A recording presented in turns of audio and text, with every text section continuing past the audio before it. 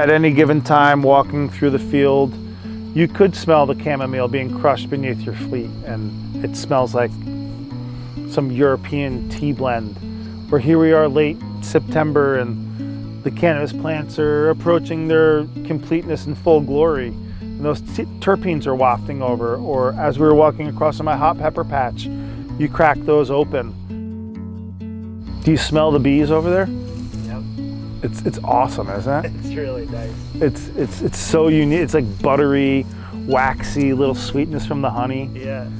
If I can make barbecue wings taste like and smell like that, we'd be millionaires, brother. For me personally, food is our bond. And over that, we share food when we're in misery and we're suffering, or when we celebrate, and when we're doing anything. It releases serotonin when our bellies are full, and we tend to tell stories. In New York State, amongst hemp and cannabis entrepreneurs, there's a mental health crisis.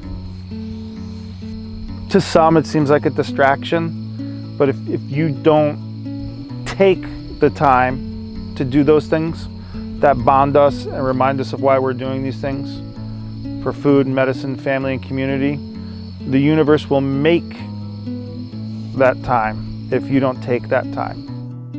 And but that speaks back to what I was saying about how do we navigate this, and we navigate this through food, through cooking, because it's the sights, the sounds, and the smells. I'll say here at Open Minded Organics, we excel at being smelly.